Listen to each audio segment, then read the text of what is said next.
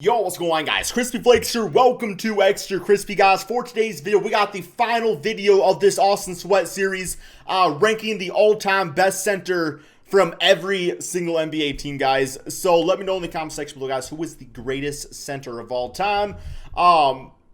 Big Ben Wallace. No, man, I know. He's like top 3. But yeah, let's go ahead and hop into this, guys. Link to Austin Sweat's channel description below. Let's get him in. Ranking the best center from every NBA team. If you missed any of the other positions, the links to those are in the description. Also in the description are the rules for this video, just so I don't have to repeat them again for a 5th time for anyone who's been watching for all 5 positions. And last thing before the video starts though, only one player per team. Up and running. On it are a different kind of videos that I've been working on. Oh, here we go. Mentos Man so vs Coca-Cola. Out too to show some support, so we can really get things started over there. It's Mentos Man. In the description above the other things I just mentioned. So go make sure to subscribe and comment and leave your feedback on the videos. I've been working on starting that one up for a while. We'll check them out, guys. Don't worry, nothing will be changing on this. Show that support, man. Said, let's get on with this video.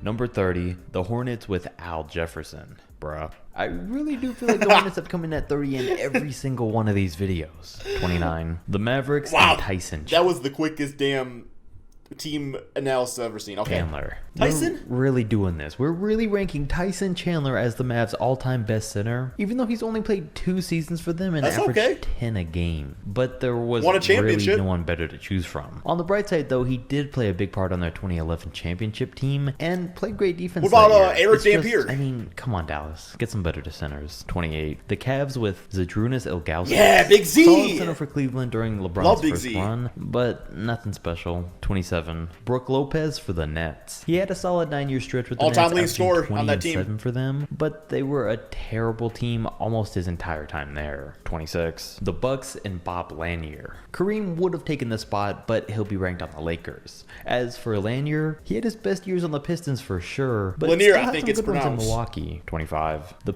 I'm actually not sure who's going to be the Pistons now because I thought Bob Lanier was actually going to get the spot. So you probably think of Ben Wallace. It's got to be Ben Wallace now, right? Pacers and Jermaine O'Neal. Jermaine made it for the Lanier was a baller, though, too, and ranked a lot higher for them because he had better years for Indiana at power forward, but was still the Pacers' best center. Played with Jeff Foster. The Thunder then take 24 with Jack Sikma. Just like the Mavs, the Thunder have had very few, even good centers in their history. Sikma's the best, but besides him, we're looking at guys like Nick Collison, Patrick Ewing, like I forgot he even played for the Sonics, like a damn Photoshop, and Steven Adams. Adams is good, but when we're talking about all-time greats and he's mentioned, OKC's got a problem. 23. The Jazz and Rudy Gobert. Gobert was a tough one to rank. He's one of the best defenders in the NBA, having won the Defensive Player Award the past few years. But he's a 2nd or 3rd option on the team. His offense is getting a lot better, but still needs work. And his game's getting a lot better too with him making the All-Star team this season. But he'll never be a first option on a team. As his career goes on though, he'll still probably rank much higher. But for now, he's still young and he's just getting started.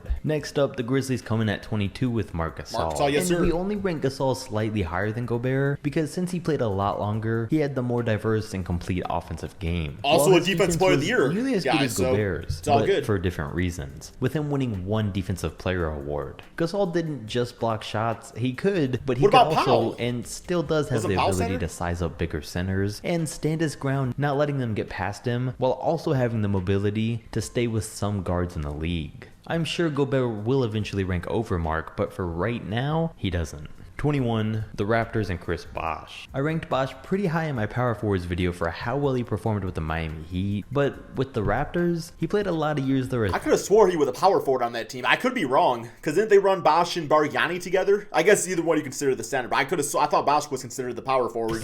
I could be wrong. While he was an all-star for most of them, the Raptors barely ever had a winning record. Sure, he had no help, but for that and his 20 and 10 that he averaged is what gets him ranked here. He was a lot of fun to watch on that team. And Karl Anthony Towns. And Minnesota has also barely ever had a winning record with Towns on it, but he ranks slightly higher than Bosh because he's a much more diverse player. Yeah, it's not about team performance, it's about individual centers. Wastes it. He's a great 3-point shooter when Bosh wasn't early in his career, and he's the better scorer by a good margin. So he ranks here and easily. I just don't think Bosh shot him early on, just so it wasn't like 19 goes a to thing the that Nuggets centers and Nikola did. Jokic. Jokic definitely ranks higher than Towns, and as we know, he's the best all-around center in the games today. And my pick for the best overall center in the NBA today. Ooh. Every aspect of his game is solid. The only thing there we you have it, guys. now is him taking his game to that next level, that superstar level. And hey, maybe that's where skinny Jokic can get him to. Number 18, or he gets we have worse. The Bulls with Artis Gilmore. At 7'2", Gilmore had his best years in the ABA, but still averaged 23 points, 12 rebounds, and 2 blocks a game on 57% shooting in his best year from Chicago. And even though his name doesn't really get brought up too much, he was dominant for them in the late 70s. 17, the Kings and DeMarcus Cousins. Some people might not agree with Cousins being ranked this high, but let's not forget, for a very short amount of time before his injury, Cousins was the best center in the league. And before I think that's Jokic, the issue, though. Very short amount of time we had seen in a long time. Plus, thanks to management, Sacramento was always a terrible team, which is why he never made the playoffs with them, and that does hurt his ranking. If he had gotten help and he was still healthy, I mean, aside from him having anger issues, there was nothing DeMarcus Cousins couldn't do. Yeah, kind of a crybaby, wasn't Amari he? Stoudemire comes in at 16 for the Yes, I love Suns, Amari. who, aside from Steve Nash, he was the backbone of those mid-2000s. I could have sworn he was a power forward too, though.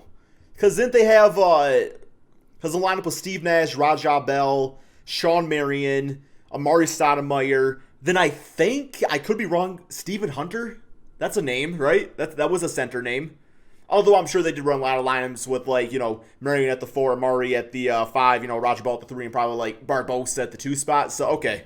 But I thought he was more power forward. Cousins was definitely more of the complete player, but Stoudemire ranks higher than him for his playoff experience, which was a lot more than DeMarcus got, which was not. But Phoenix always needed to pair Amari up with a better big man and let him play power forward, but they were never able to. Him and Nash were still able to play some of the best pick and roll basketball we've ever seen though, and because of that, Amari got to show his true potential as a dominant player at the time. Number 15, the Pistons with Ben Wallace. Yeah, man, Big Ben! Player of the year and won all of those awards while playing in Detroit. And without Bro, him, he can that shoot team threes, wouldn't have too. won the I've seen championship it. that they did. The man also never averaged double-digit scoring numbers, but that wasn't his role, and his defense more than made up for it. 14, the Hawks with Dikembe Mutombo. Mutombo was tough to rank because he only averaged 11 a game while in Atlanta, but he was so good on Big Ben's defense better than that it Dikembe. made up for it. So good that he won 3 of his 4 Defensive Player Awards while there, averaging 11 points, 14 rebounds, and 3 blocks in his best season. Big Ben should be over him just for the Dikembe ring. ranks this high for being a great defender, while a guy like Rudy Gobert only ranked in at 23 for the same reason. Let's keep in mind, Mutombo is a Hall of Famer, and at this point, Rudy Gobert is not even close. 14, and now we get to number 13.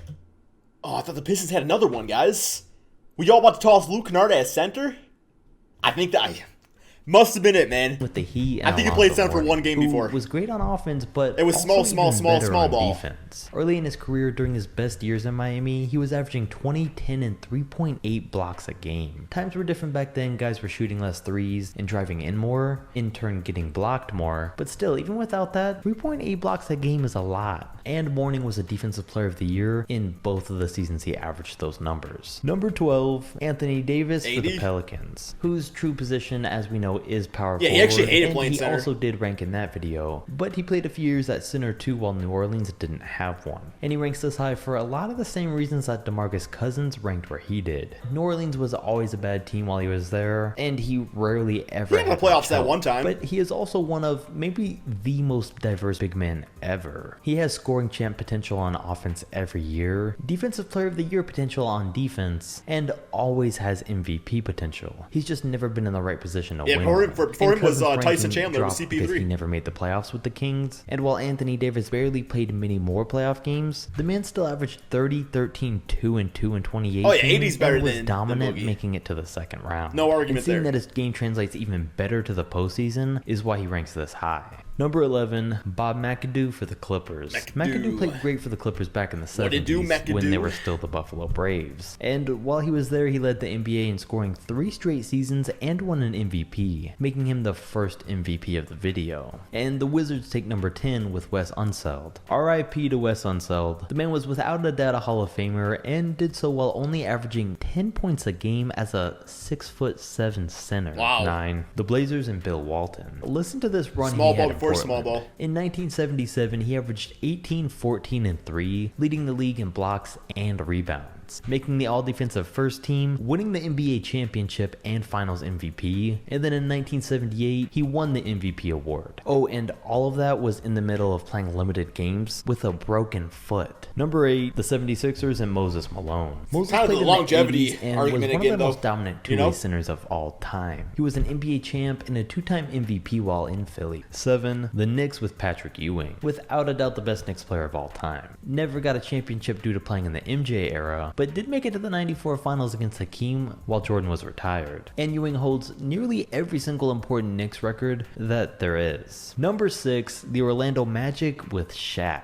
It was hard. I wanted to rank Dwight Howard here, and I tried to, but after thinking about it for a while, I just couldn't. Both men were taken first overall by the Magic. Who would you guys Both take, men man, were on that dominant Magic centers team? in Orlando, and 2 of the best in the league during their times there. And both men led their teams to the NBA Finals. Dwight did play 8 years for the Magic while Shaq only played 4, but when you break it down, they're pretty even in Why most can't you put him on the categories. Lakers? Dwight has the slight edge on rebounds, while Shaq has the slight edge on Put Shaq as assists, the Lakers. blocks, and field goal percentage. Shaq was also a great defender, but in their primes, Dwight Howard and his 3 Will for Defensive the Player of the Year awards Warriors. takes it. But with Dwight only Kareem for the averaging Bucks. 18 points a game compared to go. Shaq's 27 a game, it really changes the discussion because that's way more than Dwight's ever averaged in a season. So we give the slight edge to Shaq.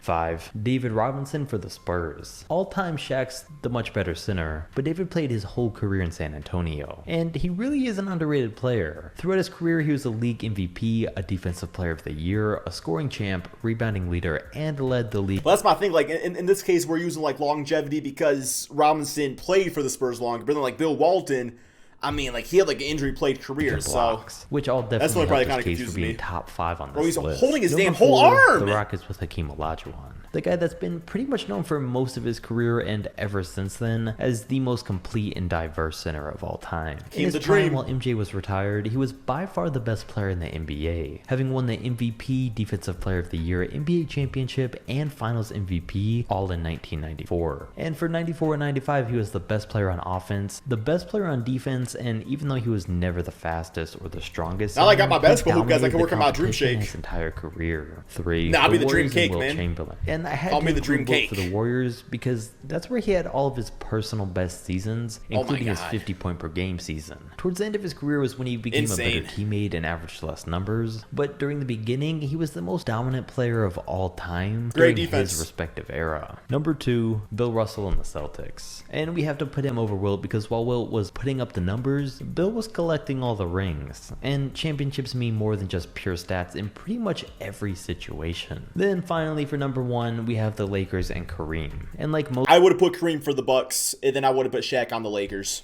people, I have Kareem Abdul-Jabbar as the number 1 center of all time. 6 NBA championships, 6 league MVPs, unstoppable on offense with the skyhook, and was nearly just as dominant on defense. So it's really hard to find an argument against Kareem. But that's gonna wrap up all the ranking videos. All right, yeah, If that you- was very interesting, you guys. Like I said, I ranked all these. So if you want to check them out, like I said, check out Austin Sweat's channel, link in the description below. Do you guys agree or disagree? Let me know in the comment section below. And peace out, my friends.